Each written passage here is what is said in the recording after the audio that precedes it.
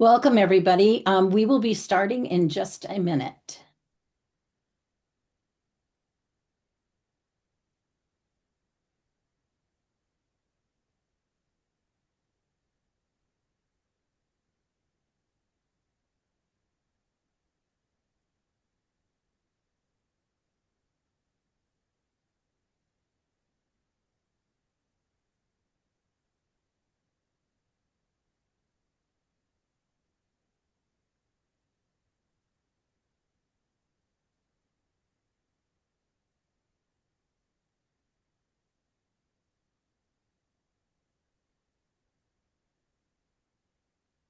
Again, welcome, everybody. And we're just going to give another minute and then we'll be starting.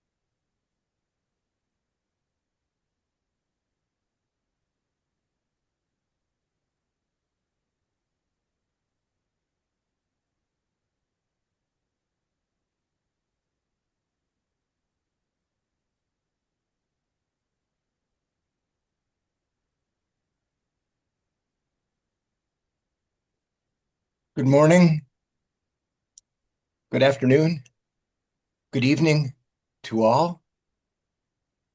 I am Alan Bandel, one of the editors of our journal, Prior Learning Assessment Inside Out, PLAIO.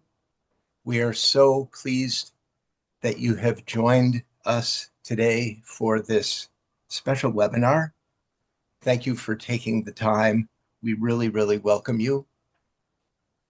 We are recording this time together, this 90 minutes together, and the recording will be available to all people who registered and on our PLAIO website at all. Thanks for being here. The first issue of our online journal was published in 2012. My longtime colleague Nan Travers and I wanted to find a way to bring together those across the world who have been involved in research, practice, and policymaking on the assessment of prior learning. We knew at that time that there were more than 40 years of practice behind us and an international PLA, PLAR, VPL, many acronyms, a big community that was only growing. PLAIO has been one effort to extend and deepen our connections with each other and to continue to ask questions about what we are doing, why we are doing what we are doing, and what our next steps might be. After 9 regular issues and 3 special issues and others in process we want to continue, this webinar is one way to do that.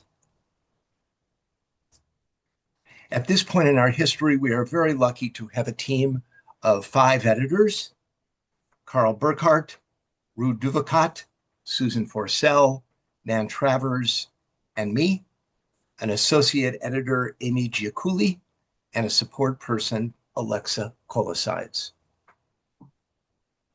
We are also very thankful to have a strong advisory board that has helped us to guide our work. Philip Assinger, Deb Carr, Lisa Diadama Weinstein, Rusty Dolman, Meredith Hatch, Dajun Kong, Becky Klein Collins, Fiola Maria Lars Doster, Charlotte Natardi, Reka Rambarhos, Catherine Wajiru, and Laura Winger. We are also always welcome to have new contributors and new participants to our work. Before turning over to our colleague Ruud Duvakot, we just want to mention that if you have any technical problems during our session, you can put a note in the chat. Co-editor Carl Burkhardt will do his best to try to respond to you. We hope that those will be kept at a minimum. At this time, I want to welcome our colleague Ruud Duvakot, who will offer some words of background to this webinar that is focused on our theme, PLA Responses to Urgent Social Realities, Access to Education, and Work for Refugee, Migrant, Displaced, and Stateless People. Thanks again for being here. Thanks, Ruud. Okay, thank you, Alan. And thanks for everyone to join us today. So this webinar is directly connected to PLAIO issue number 9, which focuses on a question that's both urgent and unsettling. How can prior learning assessment respond meaningfully to the realities faced by refugees, migrants, displaced and stateless people? We all know this is not a hypothetical or abstract concern. It's a global reality, and it challenges our educational systems, labor markets, and more fundamentally, our moral and democratic commitments. So PLAIO number 9 is framed around a simple but profound premise. Every life holds value, and every life holds learning worth recognizing. So across the contributions in this wonderful issue, PLA is presented not merely as a technical assessment mechanism, but more as a humanistic and political practice, one that operates at the intersection of education, work, identity, and especially dignity. So the issue several key tensions run through the issue. So first, displaced learners often arrive with rich knowledge, skills, and professional identities, yet they encounter systems that demand documentation they can't provide. Second, while global mobility is increasing, recognition systems remain nationally bounded, bureaucratic, and exclusionary. Third, there's a growing gap between humanitarian commitments on paper and actual access to education and work in practice.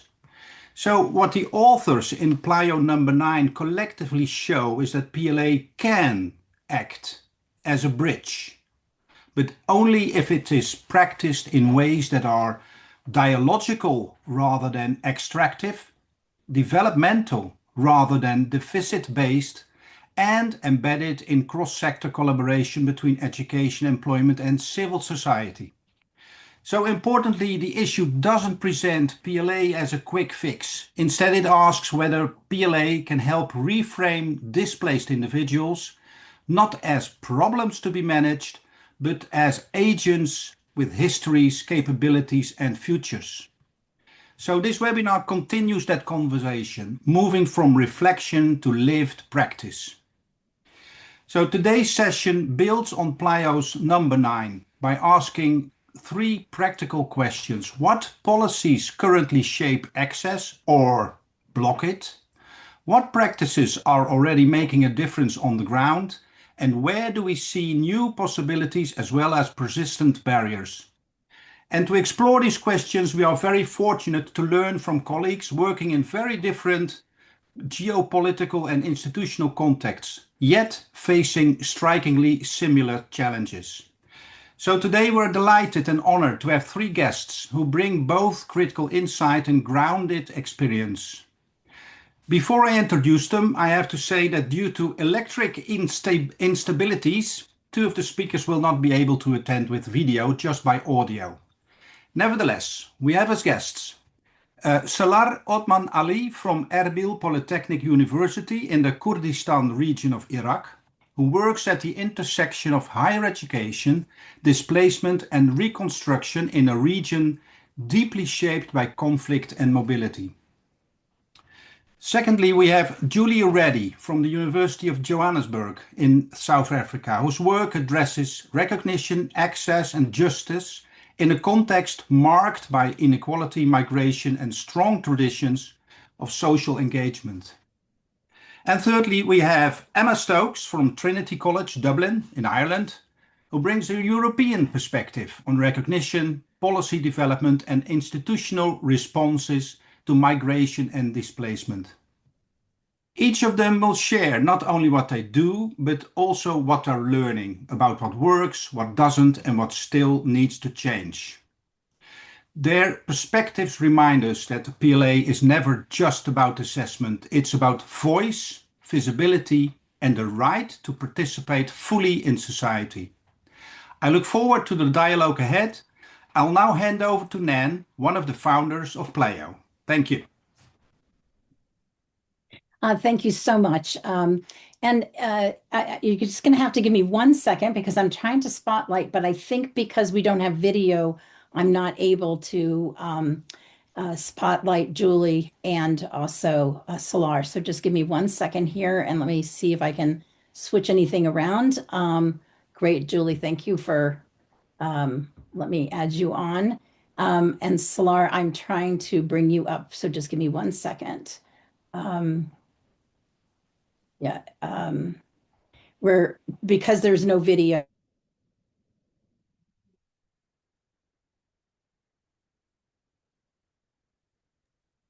You just froze, Nan, I Yeah, think. we're There you but go. we will. Okay. I'm very excited to have this conversation. And so what we're going to do is we actually have 3 questions. And we will start with one where I've asked each of the panelists to, in about 5 minutes each, can you help us understand the context of your work that you do? And then, is there a highlight, an example, a story that you'd like to share of your work that could describe to us and give us a kind of a better in-depth understanding? And so why don't we start with Selar? Hello, everyone. Thank you, Nan, for this introduction. I'm Selar from Erbil Polytechnic University in Erbil City, Kurdistan region of Iraq. The work we have done with my colleague Ruth Dofigot, we focused on a research project exploring how validation of prior learning, whether formal, non-formal, or informal, embedded in the personal resource management leads to learners' portfolio development. Based on this validation, it creates a personalized learning pathways and maintains a dialogical relationship between learner, trainer, and organization. In our case, it was university, throughout the learning process. Our focus one was on how reflective and personalized education can function in a limited opportunity setting, which is the setting of refugees. The research methods we have applied adapts a qualitative constructivist case study design exploring how refugee learners engage with the PRM training model. In their context, participants were 15 refugees and 3 trainers from Erbil Polytechnic University. The analysis of data was based on descriptors of personal development, which are 2 descriptors: agency, which refers to the learner, and affordance, which refers to the institution or the university, for evaluating the data. And the affordance focuses on how institutions, whatever institution, whether they are school, universities, NGOs, can create supportive environment that enable and stimulate personalized learning. It implies a dialogical relationship based on listening and responding to the learner's goals and needs. So we apply these descriptors of agency and affordance through 5 stages of the training module, which are engagement, recognition and documentation, assessment, follow-up, and sustainability. And we analyze each of these stages through the theme emerged during the interview.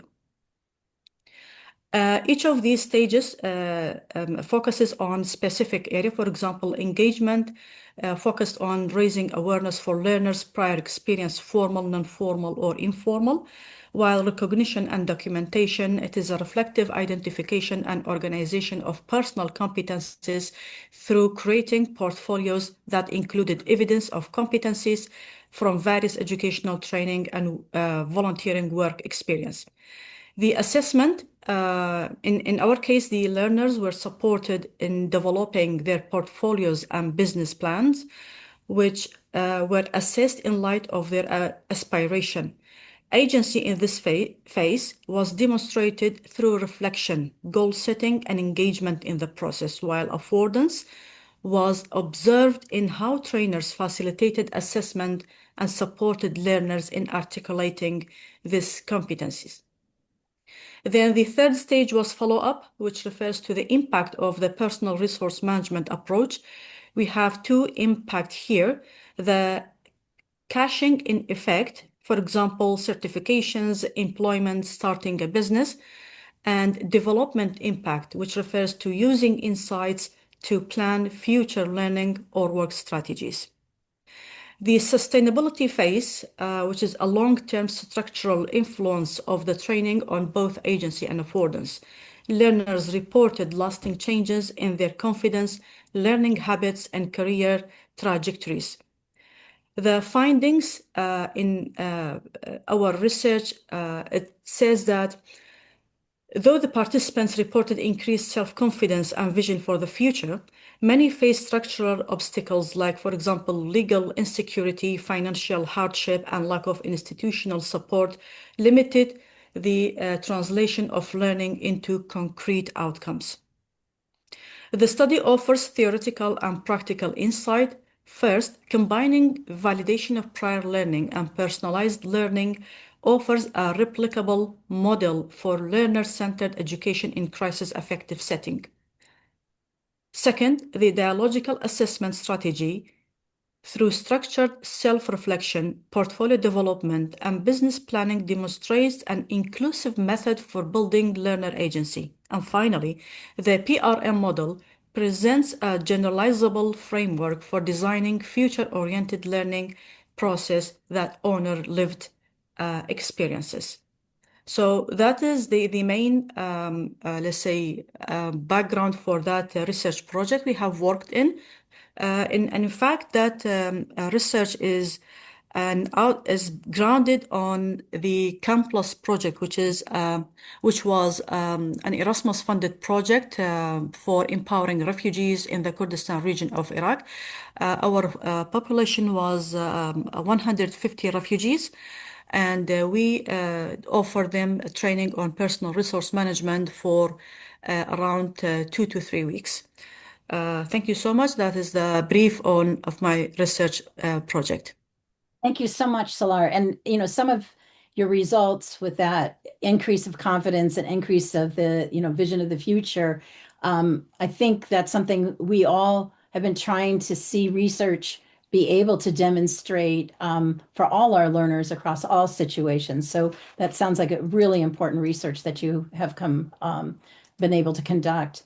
Why don't we head over to Emma and hear about the project that you have had going in Ireland? Well, thank you very much. And in fact, I see that I am joined with people from Ireland who have lived this experience probably in far greater detail. So I can see that there are colleagues from my own university, from the Academic Registry in Trinity, and colleagues from a number of the technical universities in Ireland, and I see colleagues from Limerick as well. So we've had a very interesting period of time in Ireland, and one enormously positive aspect of this, I think, is that we now have a sectoral network, and there are other communities of practice, but I think what has been very interesting is a sectoral network of about 14 universities and higher education institutions that are working together to learn from one another in a way that is very a space filled with curiosity and compassion and trust. And so we're able to have the very open conversations with one another about some of the challenges that are being faced by our institutions.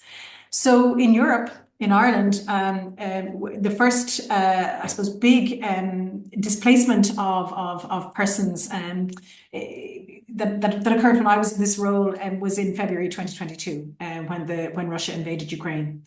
And Ireland has welcomed approximately 120,000 people from Ukraine.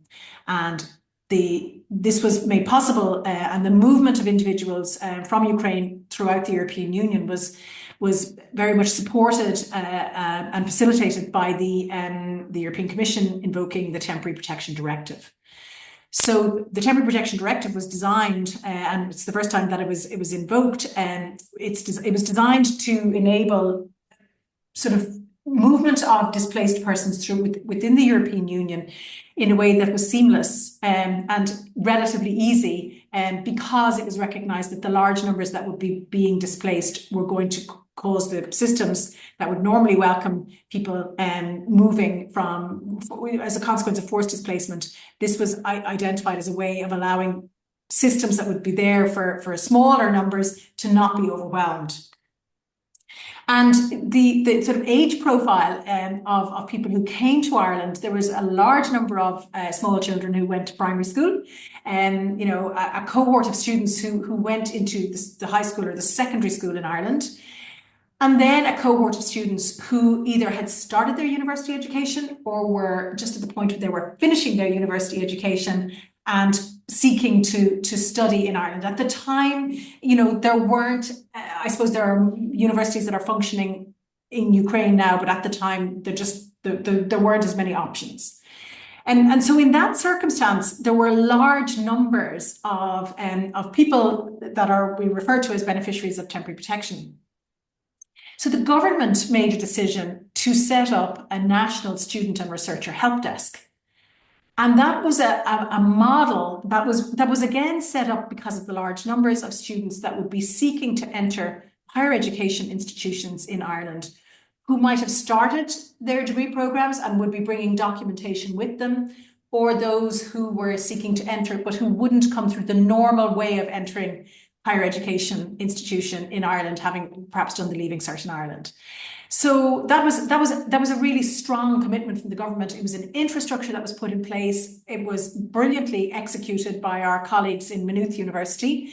And there was a single point of contact from each of the institutions, and we worked through the problems and the challenges, and there was a team employed to work on that, seconded in with experience to work on that. But that project had a sort of a beginning, middle, and end, and it's over now. And while there are excellent lessons that have been learned, I think maybe we all thought, okay, great. We've achieved that now. We've managed to help people come to university in Ireland with many supports that were provided by the Irish government. And now we have a lot of students coming in, but they've been through school in Ireland, like they've done the Leaving Certificate, and they're coming to university in the same way that students in their class are coming to university.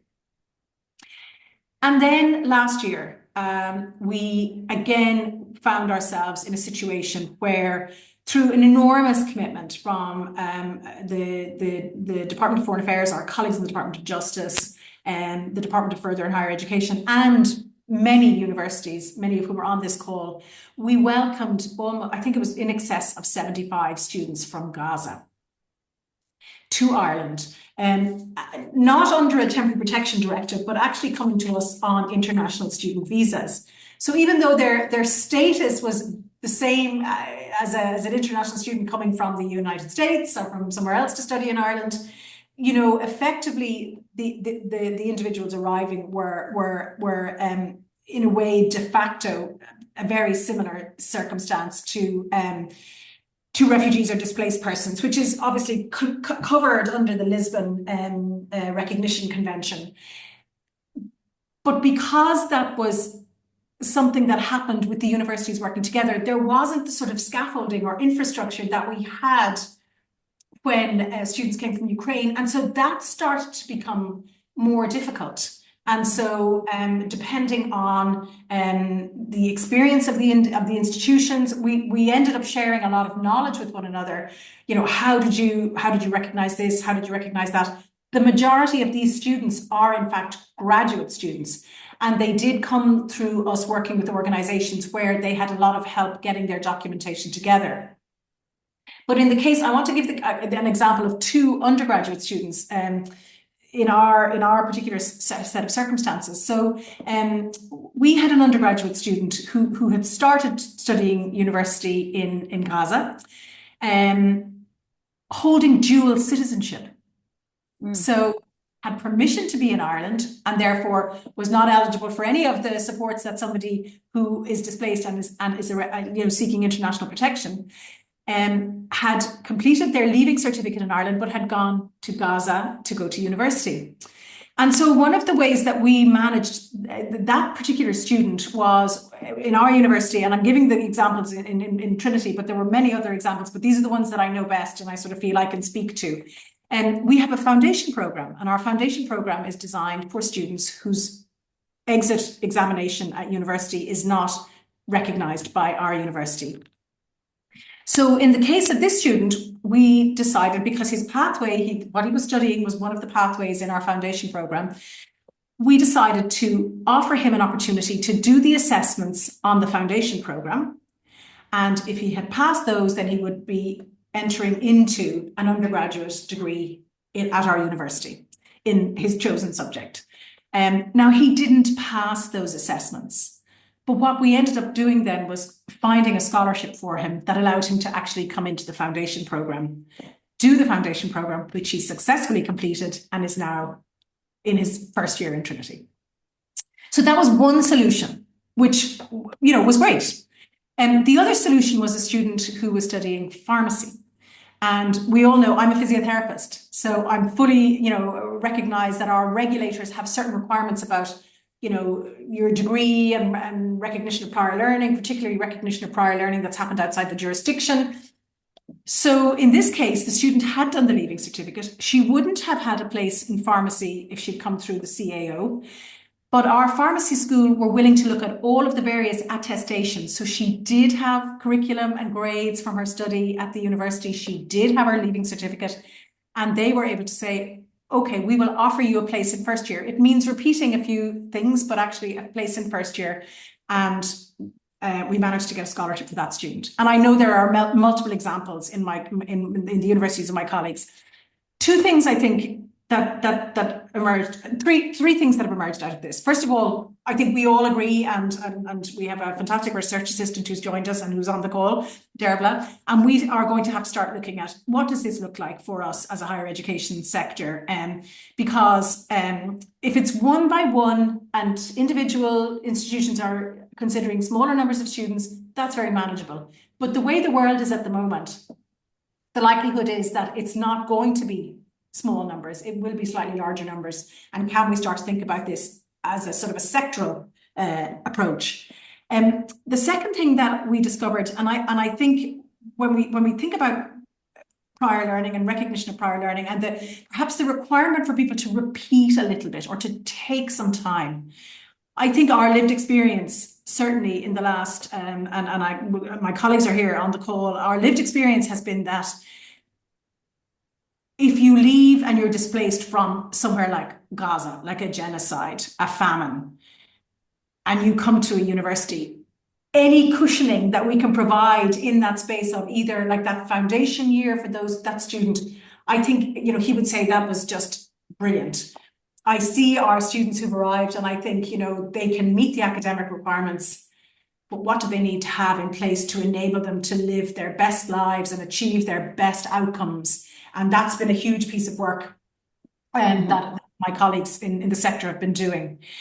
And I guess the third thing that we're really grappling with now is Ireland is a very small country, right? So everyone kind of knows what everyone else is doing or hears what everyone else is doing. And because some institutions have perhaps had more agility and perhaps more discretion around decisions and others haven't, that started to prove very interesting when somebody was saying, well, I know that they're doing this somewhere else, and why aren't you doing it? And people came on under an awful lot of pressure. Professional colleagues of mine came under an awful lot of pressure. So one of the things that we are starting to think about is, again, collectively, how do we approach some of those thorny issues so that we're not being, you know, our colleagues are finding themselves in very stressful situations. And one of them is about English language competence and the ability to attest to English language competence. When, as we know, a number of our colleagues who, you know, on this call are having problems with network.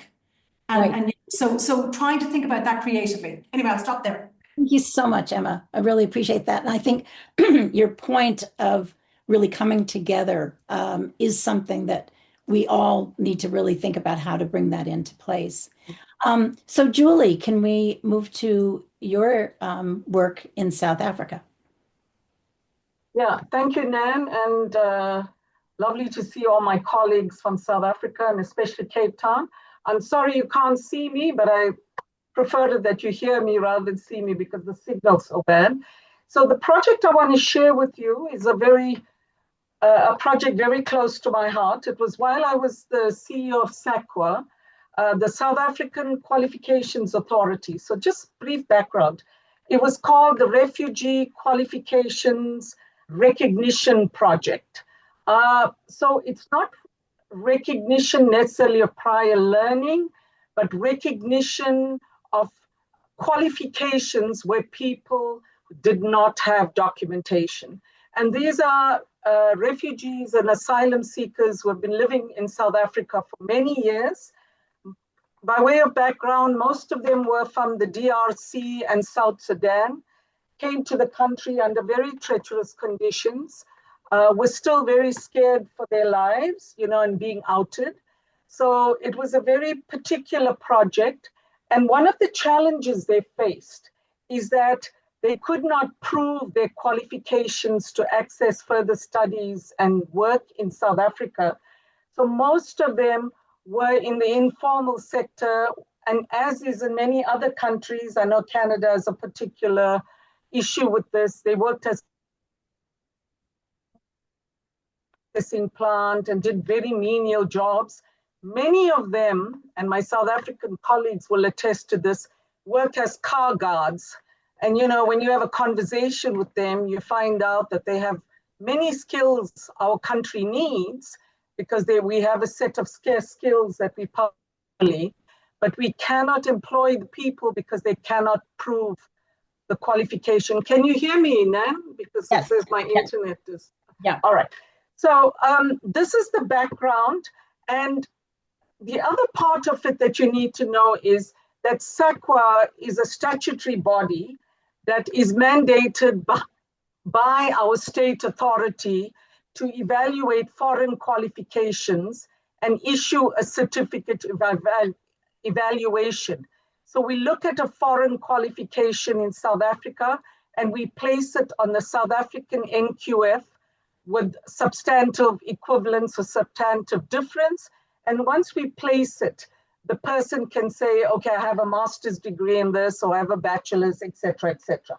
But what our refugees and asylum seekers were not able to meet our requirements, which were very specific, that they had to provide original documentation. So we also found that we forced people, because of our stringent requirements, to actually, in some cases, commit fraud and send documentation that was not theirs, just in desperation. And we decided to do something about it.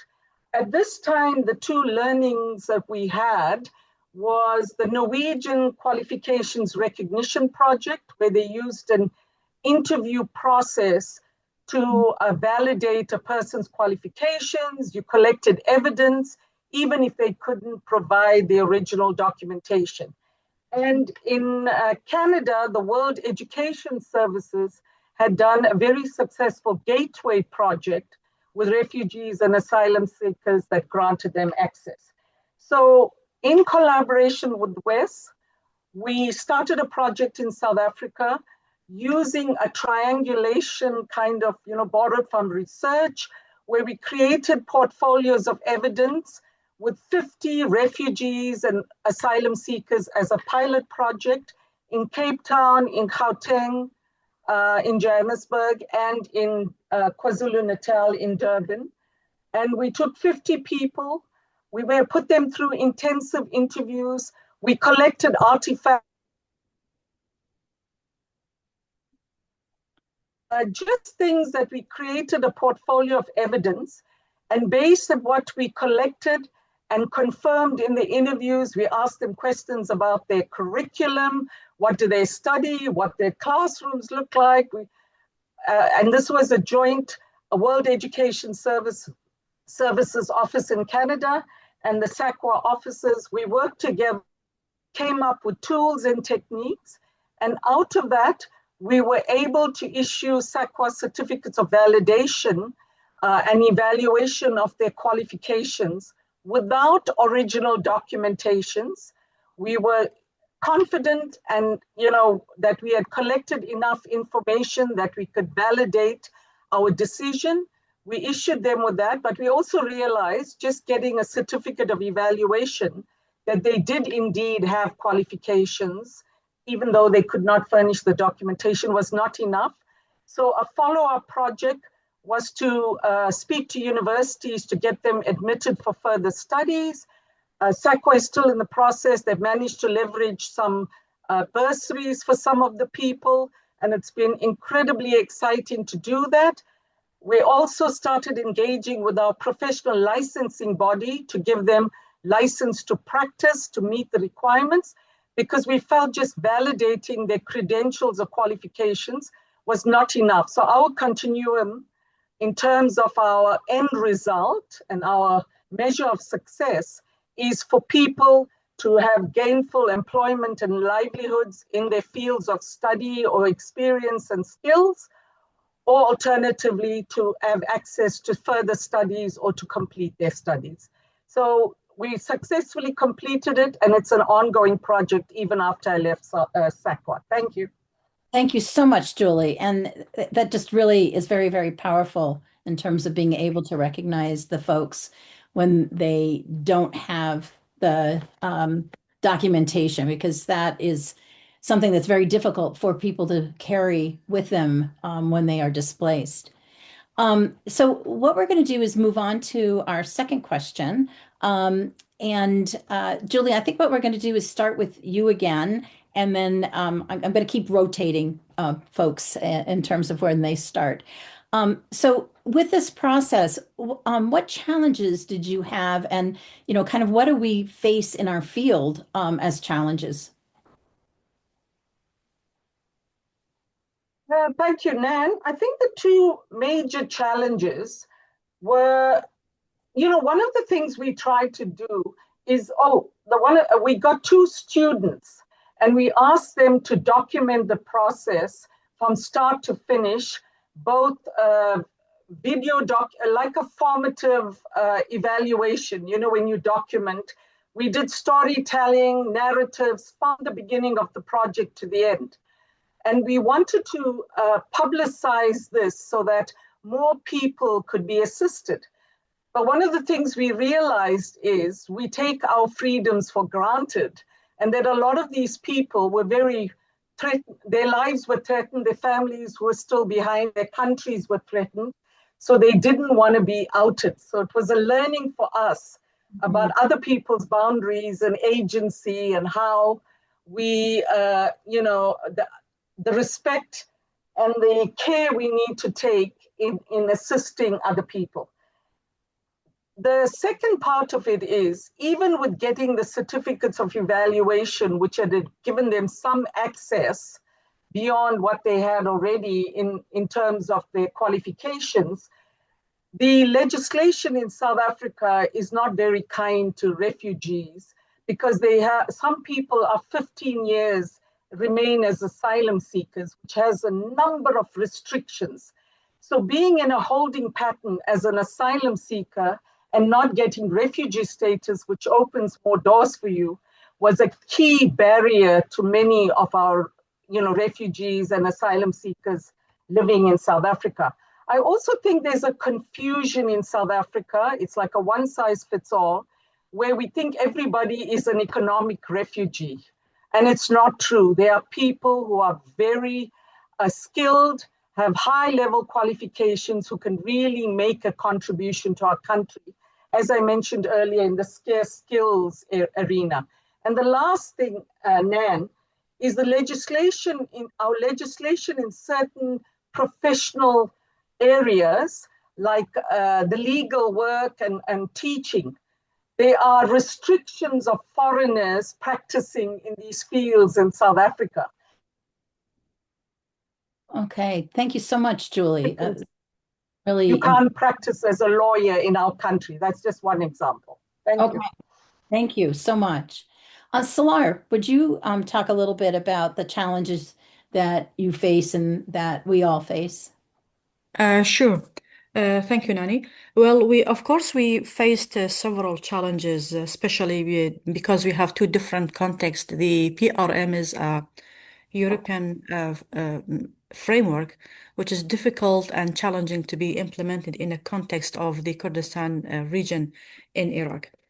We had difficulty of balancing the depth and richness of the PRM model with participants' level of education background and literacy, because the sample we had trained them, they were from different age level and different educational background. We had also language barriers and difficulties that occasionally complicated the dialogical process, because in Kurdish language we have Sorani and Kurmanji accents. This is one of the issues. The other issue, these refugees, Syrian refugees, their previous education was in Arabic language in Syria previously. So when we had to deliver that training, we had to mix between Kurdish and Arabic language just to simplify the knowledge that we deliver to them. We had the gap between the raised expectations and available follow-up support. The participants became more frustrated when they realized that there is no direct pathway of funding, because these refugees, they used to get kind of funding from international NGOs, and they were thinking that this project is also similar to this kind of organization. They are gonna get kind of money in return of their participation. But we had to clarify all of these details to them, and that was the reason of their frustration. The trainers also acknowledged that the portfolio assessment component required more time than allocated because of the huge number of the participants. As I mentioned, 150 refugees. We had to train them during 2 to 3 weeks. It was a bit more challenging. We didn't have that, let's say, appropriate or sufficient time to give to every single participant. We had structural barriers affecting the learner outcomes, such as camp regulations limiting freedom of movement, constrained participants' ability to pursue business idea.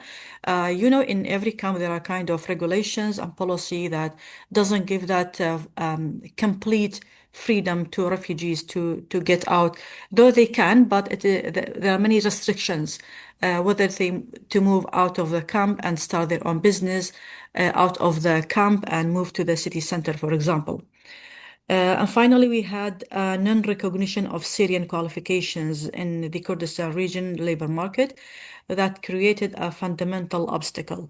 The information that Julie mentioned was very interesting, but unfortunately, we do not have such a kind of policy for refugees, and especially that we have to remember these refugees, they have lost most of their previous documents and they cannot access it or even get a copy of it. So they have that problem. They cannot get into schools because the Ministry of Education will ask for previous documents, and if they do not finish schools, they cannot access higher education at universities. So we see that many of these refugees, they left school and they're no longer interested in pursuing their studies. So these are the main challenges that we have faced during the training program and the research context. Thank you. Thank you so much, Selar. And Emma, you did touch on some of your challenges, but can you kind of recap that for us? Yeah. So look, I think some of the challenges that would have been we would have had far greater challenges in responding to the people who arrived from Ukraine if our government hadn't stepped in and provided this really, really great, it was called the National Student and Researcher Help Desk, and it was, as I say, hosted by our colleagues at Maynooth University, and staff from many different universities and different functions within universities were seconded into that. And that became, we were almost kind of spoiled with that. It was a fantastic success. And I'm sure some of my colleagues on the call or on the conference here will have been part of that. So in a way, we know what worked, and now we have to kind of go back and say, could we have a sort of a slightly smaller version of this, and what will that look like? And again, I think what we're seeing in terms of some of the challenges were, I think one of the big challenges was around English language competency. So many of the students that we were working with, again, because we were working with maybe NGOs closer to the ground, the documentation of the degree wasn't an issue, say for our graduate students, but being able to evidence English language competency was. And again, because, you know, we were having, I suppose if you were to think about it, our students were coming directly from Gaza. So it was a, you know, it was a very, very acute set of circumstances. And I think that's where a challenge around perhaps the difference in agility across institutions to be able to sort of accept slightly more creative ways of this. So for instance, if a university had accepted them in another jurisdiction, but it was a university that we knew well, that we worked closely with, and they were able to say, we actually gave this person a full offer, a full scholarship, and we can attest to their English language competence because we did an interview with them. That was, you know, some places were able to accept something like that, whereas others had a more rigid policy and were sticking to their policy because, again, this all happened very quickly. So I think probably an agility or a recognition now that, as again, we've worked really well as a community. So we're trying to understand what might that look like in circumstances of extremis, where there really isn't much time to do this versus what's possible in a slower stream process. And one of the, and I'm completely blanking on the name, but my nieces use it, we all use it, the one that we use, the gaming for English language. Oh, it's gone from me. Somebody will know what it is. That organization gave free tests. So, you know, it was recognized as an English language competence. Duolingo. Thank you, Sarah. Duolingo. You know, so working with organizations like that to give people access to being able to go through a process of demonstrating English language competency was important. I think we've had a really interesting example here where, and I think this may happen more often, which is as one of our speakers was saying, that people who are in international protection, so they have had no decision on their permission to remain in the country, may actually be halfway through their university education. So they may have left one place, come to another jurisdiction seeking international protection, accessed university, and then a decision is made midway through that program that they are not being given permission to remain. Now, that means somebody may be going to a third country or going back to the country that they came from. And under normal circumstances, you know, there are lots of things that are not good about that, but at least the person has the documents from this country. But if this student is in the middle of a professional course, what does that start to look like? How can we, as I say, as a university, if the student decides to go back to their home country, work with universities in that jurisdiction to say, how can we help you recognize this learning, particularly in professional courses like physiotherapy, like nursing, like medicine? So I think that's a challenge that I think it's a first for us, and I think it's possibly going to become an increasing challenge if those decisions are made.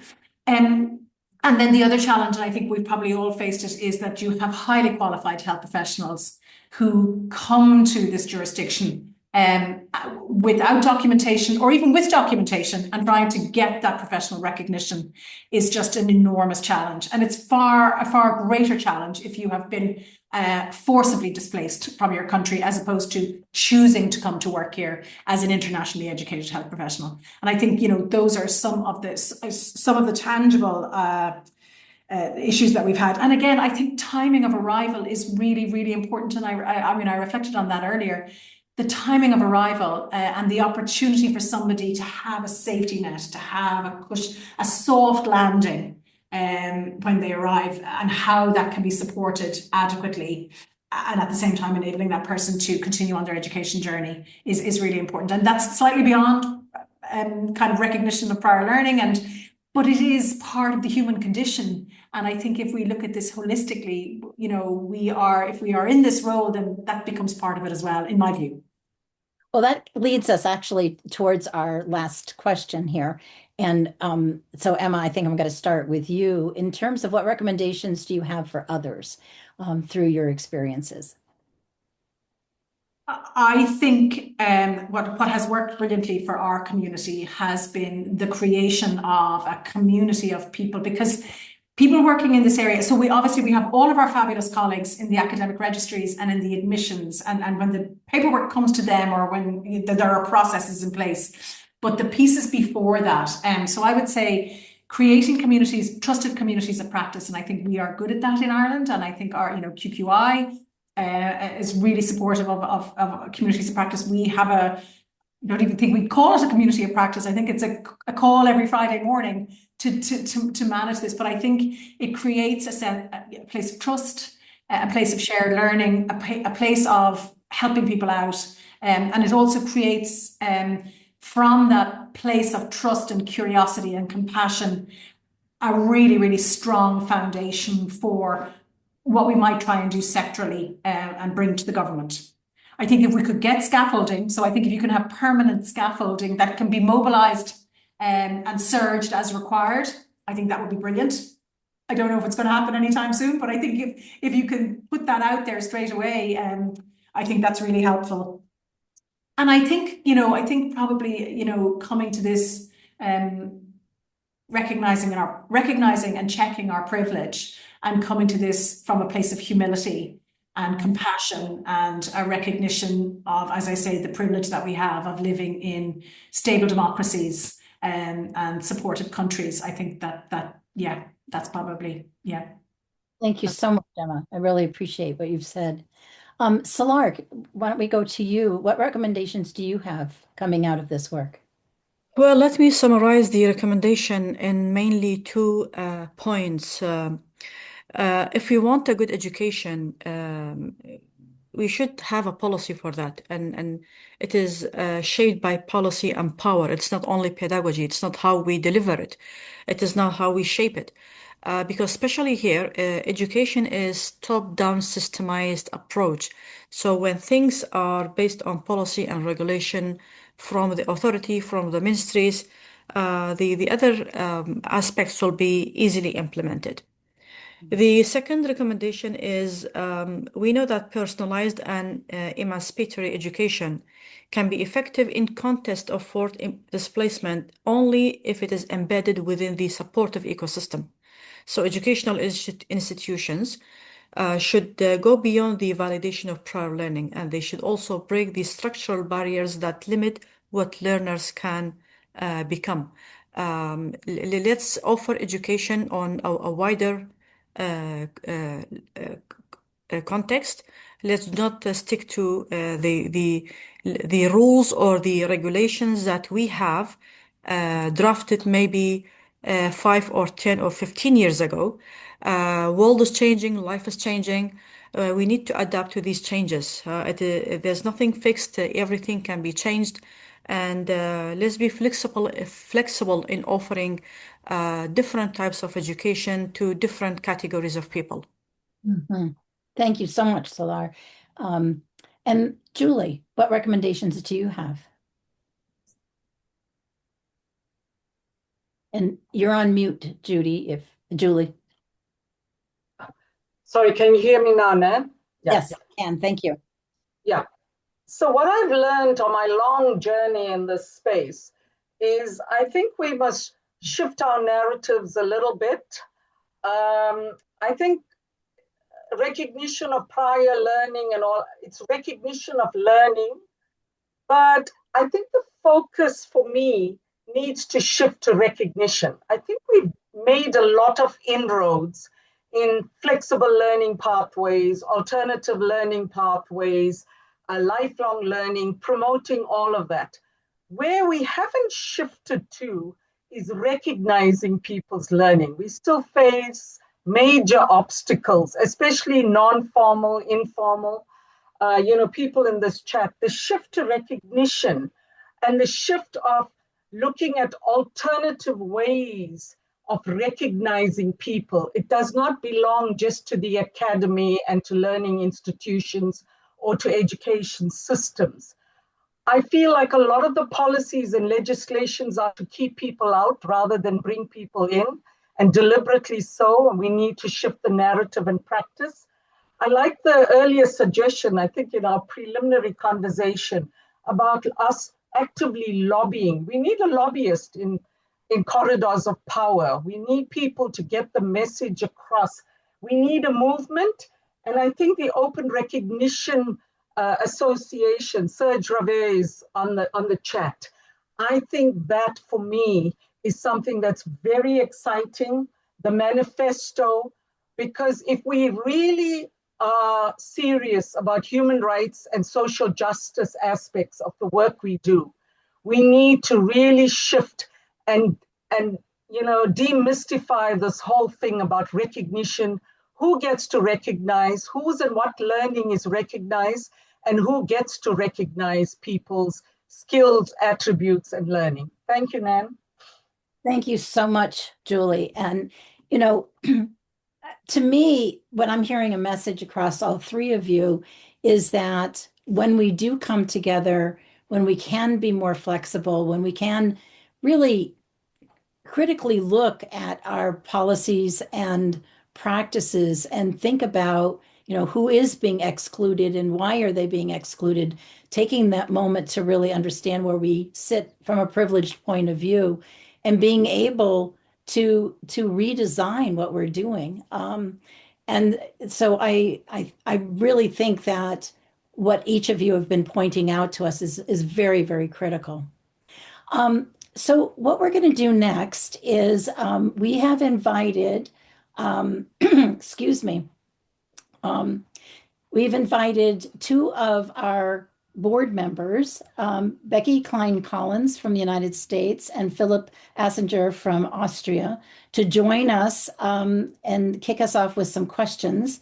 And I am adding a spotlight for each of them. So just give me 1 second here. So we've asked them to kick us off with the questions just to get us really started with questions. And then we will be turning to the questions that are in the chat. One thing is that as you are seeing either comments or questions in the chat, if you really like that and would like the panelists to respond to that, if you would give it a thumbs up, using the thumbs up ability, when you mark things on chat, that would give us the ability to kind of have a little voting in terms of what to bring forward first. Yeah. So sorry to interject. We haven't been able to enable the thumbs up on this webinar. So we're going to, sorry, I believe we're going to move to Q&A. Alan, sorry, Carl, Amy, maybe you could. Yes. Alexa. Yeah. Okay. Yeah. Sorry for that. Thank you very much. Okay, so I'm going to first turn to Becky and let you kick us off with a question or two. Hi, everybody. I'm Becky Klein-Collins. I'm in the U.S. I'm in Illinois, and I am a senior partner at the Center for Academic Innovation, formerly of CALE. And I was struck by Emma's comment about we come to this with humility. As somebody who is in the U.S. right now, it is a very difficult time because we are seeing a world where every life does not hold value, and refugees and immigrants are problems to be solved rather than as it was the introduction talked about people are agents with histories and capabilities and futures, and that just really resonated with me. And for all of you I'm sorry for a long intro to this, but if you've not read the introduction to issue number 9 from Nan and Alan, I encourage you to read it. It's a beautiful piece about recognizing people's value and dignity through recognizing what they are able to do and empowering them through PLA. Was really inspired by all of the work that you're doing to give people recognition for what their histories are and what their capabilities are.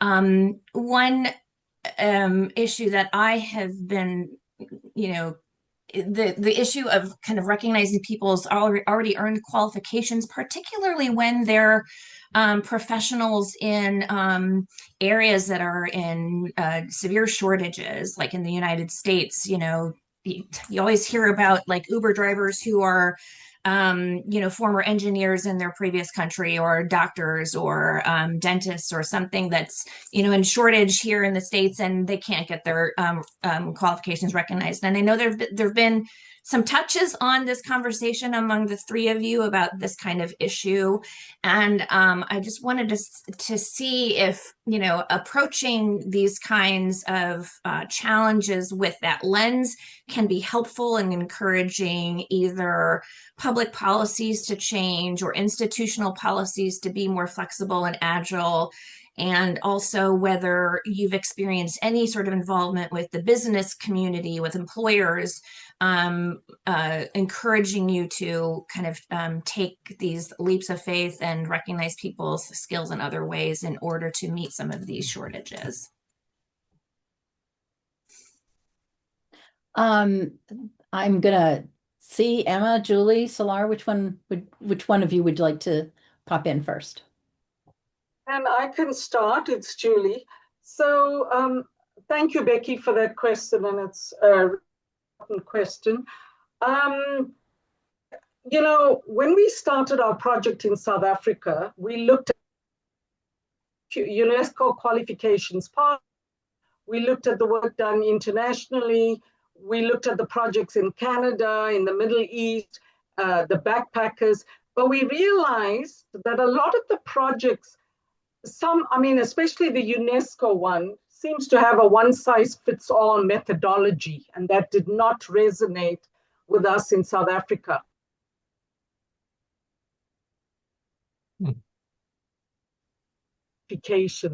What is needed.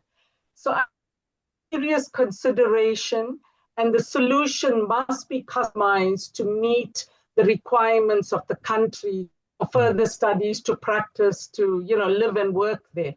And what we didn't want to, as you mentioned and what Emma said, people's lives are already being disrupted majorly, and we didn't want to give them false hope, and bring them along and not be able to provide any kind of solutions for them because they seem to be in this powerless situation. So before we offered them anything and before we did our project, we made sure that we opened up access points for them so that they weren't sitting with a qualification recognition in South Africa and could not use it or do anything with it. And that's why I say the project that we started is ongoing in some higher education institutions for some of our refugees and asylum seekers, but we realized they didn't have the funding. So we now have access bursaries, and with the professional bodies, we did unlock some of those. Slow process, but every single person helped will lead to another person having access. Thank you. Thank you so much, Julie. Emma or Selar?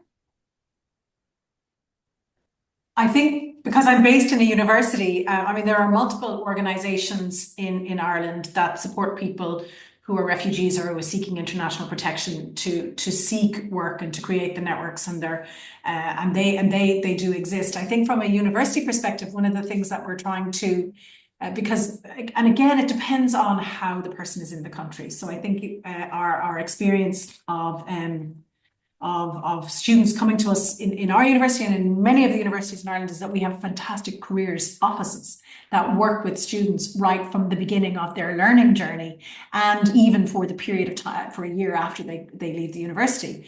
I think what's interesting, say, for example, is if somebody doesn't come through the university system, and that's where accessing community organizations to support people to enter the workforce is important. I think one of the things that we're really thinking about sectorally as well is when a student comes on an international student visa and on a scholarship, there's a kind of a cliff edge at the end where we are now trying to get out ahead of that again within our individual institutions, but also sectorally to start thinking about who do we need to mobilize in the community. So working with perhaps organizations like IBEC, like the Irish Arab Chamber of Commerce, and looking at slightly more bespoke supports for our students who've come to us from Gaza. And then for undergraduates, in some ways, I almost feel like they have a few years to sort of settle in and to work their way through the system, and they're gaining lots of experience through their work in the universities. So again, I think Susan was saying one size is not fitting all, and I think there are sort of trying to look at the pathways. And again, I'm a real novice in this area. It might sound like I actually really know what I'm talking about, but I'm not, and I'm suffering from huge imposter syndrome, because I know there are people on this call from my community who know an awful lot more about these questions and the answers to this type of question. Thank you so much, Emma. And Selar? Sorry, Nan, I just had interruption in the network, but I think the question was about university's role for this kind of education supporting refugees. Go ahead, Becky. It was actually more of a question about how the business community, how employers are maybe involved in some of this work to kind of encourage and support and create some incentives for doing more of the recognition of skills based on their need for workers with certain skill sets. Yes, thank you. Well, unfortunately, this is not applicable in our context, because they can get some of the jobs that doesn't require, let's say, degrees. Let's say they can get jobs in restaurants, in hotels, in supermarkets, in such kind of, let's say, places that doesn't require any degree. But the other issue is the Ministry of Education itself is not that cooperative, because even UNESCO submitted a proposal on qualification passport. The Ministry of Education didn't approve that project because I don't know what was the exact reasons, but I think it is mostly kind of managerial and political issues between the two government of Kurdistan region and the central government of Baghdad. So things doesn't work as we expect. And but universities, especially if I talk about Erbil Polytechnic University, is really trying hard to involve refugees and vulnerable, even displaced people into, let's say, kind of training programs. Through projects, we previously had also the HOPE program, which was supported by Spark organization, which was a Dutch organization. We also had another program, Erasmus funded program, I think, again for refugees and alumni. And so the university is keeping trying to offer such kind of professional training programs to refugees, whether to develop their skills, their digital competencies, and whether capacity building programs. These kind of things, the universities, it's not only my university, there are other universities in the Kurdistan region. They're also trying to provide a training proposal for this category of people in the region. Thank you so much, Selar, and thank you, Becky, for Thank you. We're now going to go to Philip, and he has a question for us. Yeah, thank you very much, Nan. Philip Assinger, my name. I am an RPL researcher from the University of Graz in Austria, and my background is in educational science. So this is also the context for my question to some extent. We've heard about something that I would like to call the collective dimension of RPL, involving employers, involving the community of practice, involving other organizations, and so on. And I think this is really, really important. But my question is not concerned with the collective dimension at the organization level, but in pedagogical practice. So why? I was very glad that Selar mentioned also educational background, language, literacy. Something that I haven't heard, I might have overheard it, is psychological issues, traumata, and the likes. I guess they are very common, very widespread among stateless people, refugees, and so on. So my question is do you have any evidence, any good practice, anything to tell us about multi-professional teams working in RPL? So for instance, involving social workers, involving psychologists, involving translators, and other professions who might contribute to a situation that helps to create an environment where these people can actually open up and then demonstrate their knowledge, their skills, and so on. So this is what I would like to really know more about. Is there anything like multi-professional teams involved in your RPL practices? Thank you. Thank you so much. Selar, why don't we start with you on that? Okay, perfect. Well, exactly, we had this kind of cases during the shortlisting for the refugees who participated in the training program. For example, we had especially women. When they came to the interview, they said, we only want to participate in the training because we want to get out of our home. You know, they were very frustrated. They were very traumatized. And they said, whatever training there are, we will be interested to participate in, even if you are not interested. So their psychological background was very difficult. And in our project, unfortunately we didn't focus on this aspect, but we had other criteria for selecting the candidates. But I'm aware that there are other organizations, private organizations here. They are working on providing psychological sessions and programs for especially the IDPs. Those who fled their region in Sinjar, Mosul from ISIS, and still they live in the camps here. So these kind of programs are ongoing programs. And for translating issues, we usually, these people, they are nationally, they are Kurdish people, but because in their home country they used to speak and study in Arabic. So some of them, their Kurdish language is not that good, but there are, of course, translators provided to, let's say, facilitate such kind of training programs. So all of these are provided. Maybe it not sufficient in that way, but they are available in the camps for the Syrians, for the IDPs, for Palestinians. We have for Turkish, I think we have as well. So all these kind of facilities are available. Yes. Thank you so much. Emma, do you want to respond to that? I don't have a direct personal example, but and Philip, you'd probably be familiar with this, but the European Qualifications Passport for Refugees does seem to feed into this idea of allowing an individual to bring a series of documents to a board of assessors that then take a look at that and then issue a sort of an estimation of what qualifications the person might be likely to have.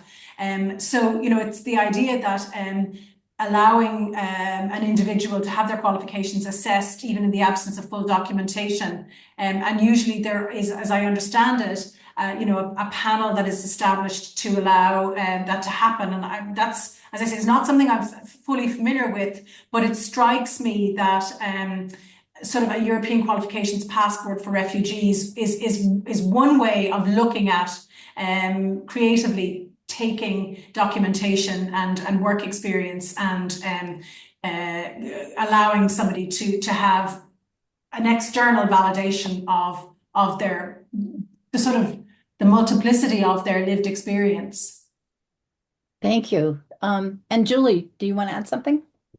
Yeah.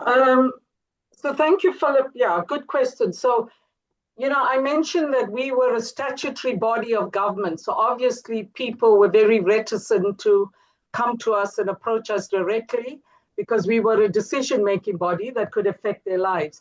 So in our project, we worked with the Scalabrini Center of Cape Town. And for those who might not know, Scalabrini was a saint of refugees and asylum seekers from Italy. And these centers are all over the world. They focus on working with refugees and migrants and assisting them. And they were very instrumental in creating a trustworthy environment for the refugees to work with us. But they also helped us with our whole triangulation and validation of their credential process in terms of designing a questionnaire, providing translating services.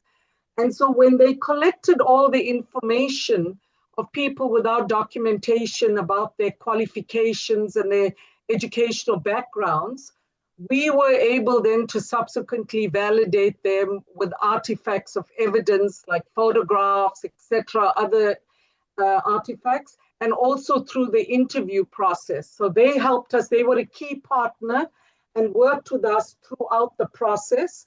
So we had multiple partners in this whole exercise, but this NGO that the community trusted was our key partner in terms of access. So people would not feel threatened, and they were our gateway to these individuals that we worked with. Thank you. Thank you so much.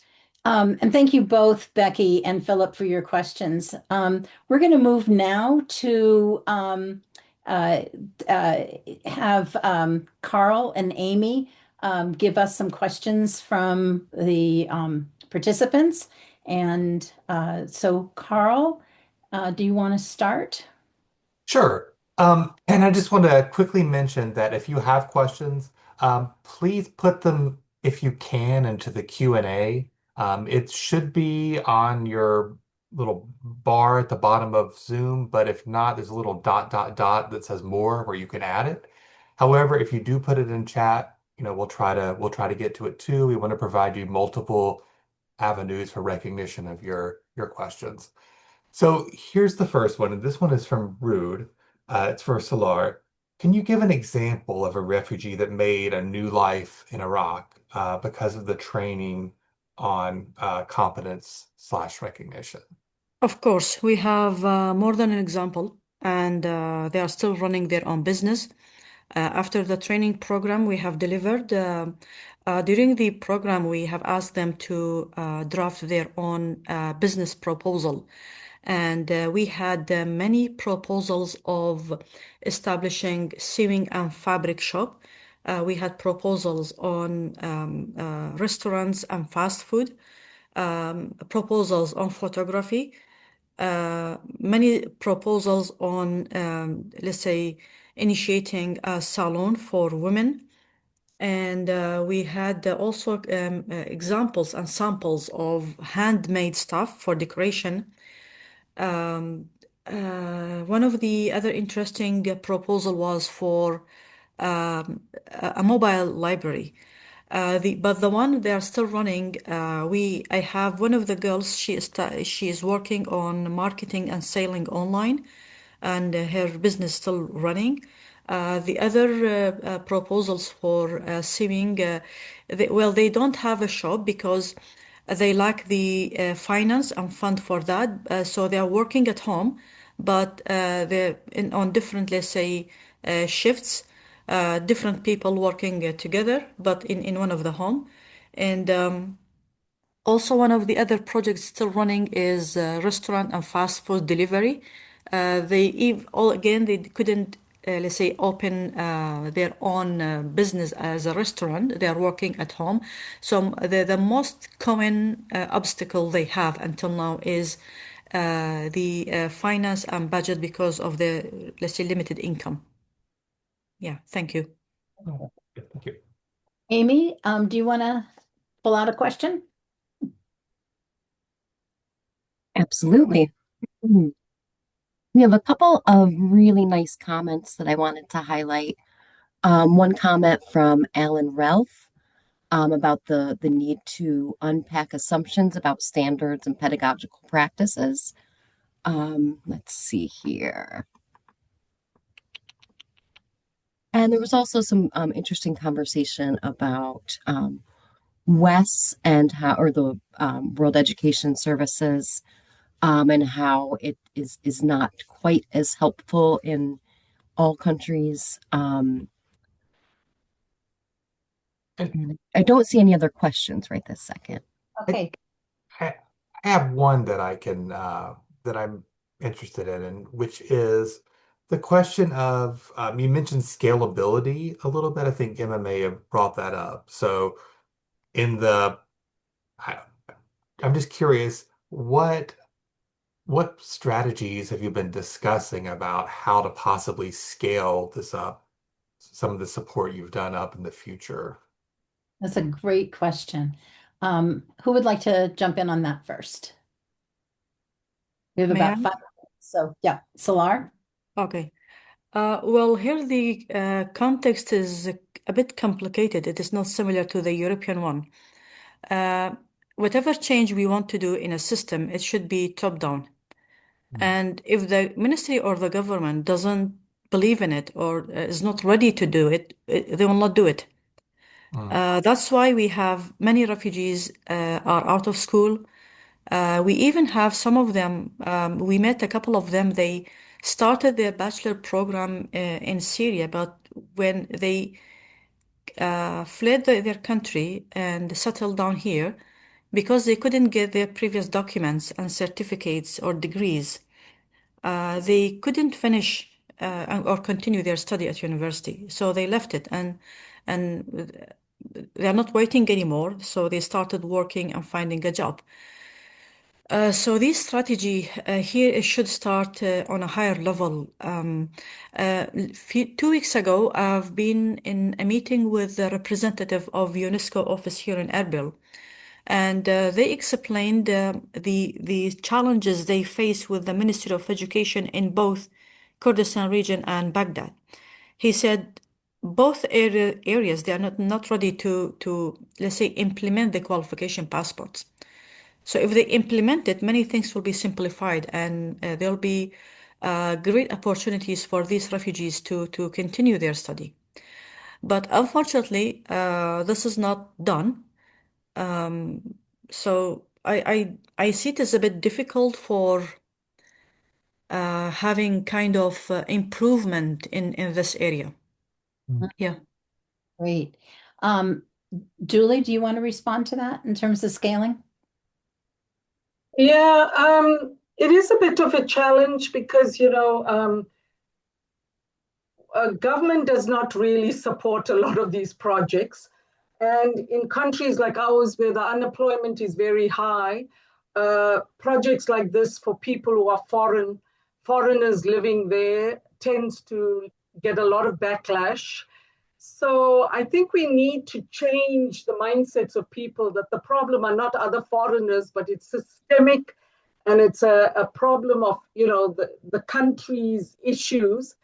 So and also it's a journey. I mean, while we helped a lot of people, while we proved that they had the credentials that they claimed, they are still stuck because they don't have the proper status in the country to be able to have meaningful work and livelihood. So, there are those obstacles and challenges.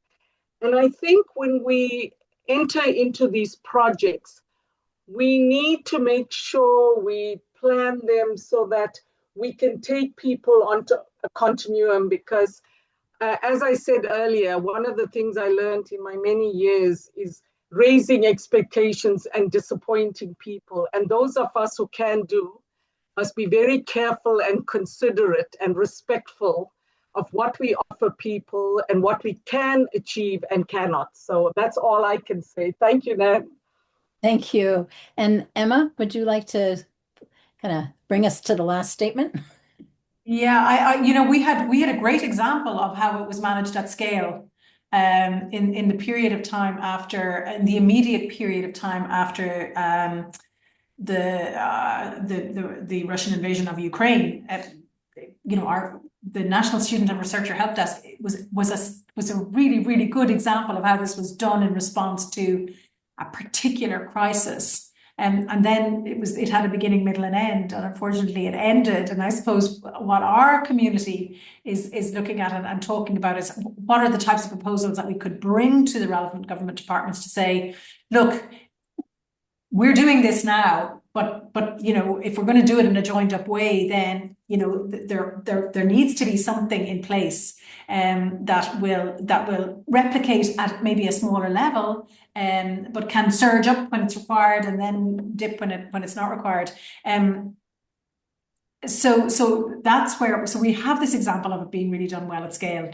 The question of whether it would be funded again by the government is an entirely different question. I think we have to be realistic about whether this is a political desirable project. I think all of the institutions are doing this, as best as they can individually. I think we've learned a lot from our community, our sectoral community, and look, maybe it will be something that the universities in our community have to think about working together on. And I think there's a lot of goodwill and a lot of willingness to do that, because we've seen how well we can work together. Obviously, we have our national bodies, and we're a signatory of the Lisbon Convention as a country. So I think there's a lot of goodwill out there. The question is mobilizing it and trying to create some sort of a structure so that it doesn't become on top of everybody else's day job, which, I think becomes, you run out of steam and there isn't sustainability in that. Yeah, so it really needs to become kind of systemic. It's not an add-on piece. Well, thank you, Selar, Emma, and Julie. We really appreciate your words today. I'm going to be turning this now to Susan to bring us into a close. So just give me 1 second while I bring back my sharing of my screen. And Susan, if you would like to. Thank you. Yes, absolutely. Thank you, each of you, Selar, Julie, Emma, going through the chat, comments on the rich, fulsome, engaging, thought-provoking conversation. This was just such an enriching experience, an opportunity for us to all come together and to hear this important work. And Ruud, when you started this webinar at the beginning, you said, can PLA be part of the answer in this time of crisis? And I think what we've demonstrated is we can shift some of that wording, because we've learned today how PLA is part of the answer in this time of crisis. So thank you. That was just so good. Just a few final words that we wanted to share.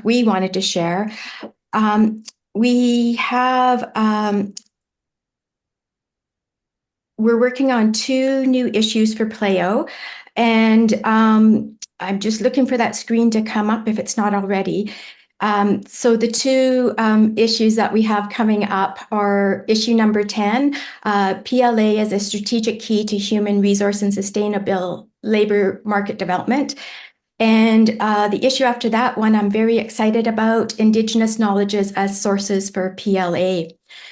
And final words, thank you again, everyone, for joining us today. What a rich and important discussion.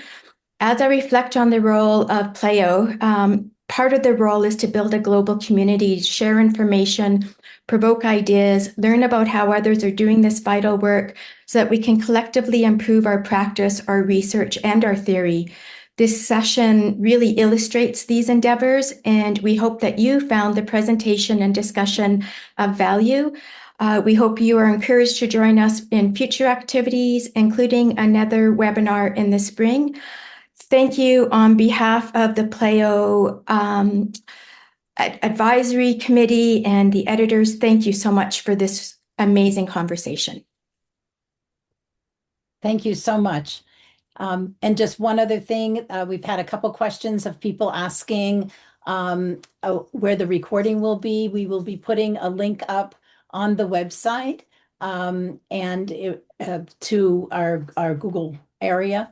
But I also would encourage all of you to find us on LinkedIn, because we'll have information there as well. So this now concludes our webinar, and I thank all of you.